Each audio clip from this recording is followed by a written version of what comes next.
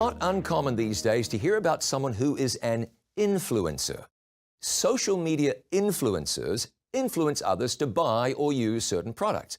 A lot like sports people and actors appearing in TV commercials, but different. That is, an influencer might get paid a ton of money simply to say, "Oh, hey, I just love this brand of exercise clothing," and post that to his or her Instagram account, for example.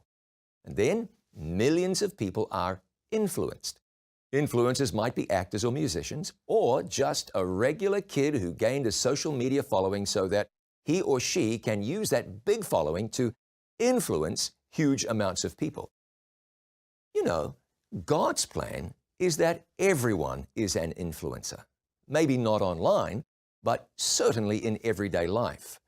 Whether you realize it or not, you influence people all the time, sometimes positively, maybe negatively.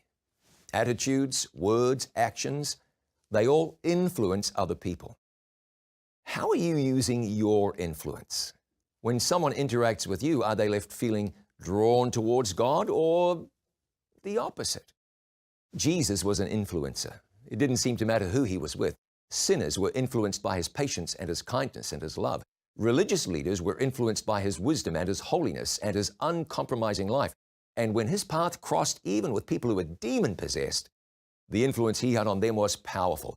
Acts 10:38 says, God anointed Jesus of Nazareth with the Holy Ghost and with power, who went about doing good, for God was with him.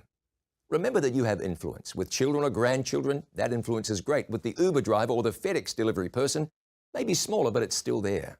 Use your influence today to point people towards the God of heaven. I'm John Bradshaw for It Is Written.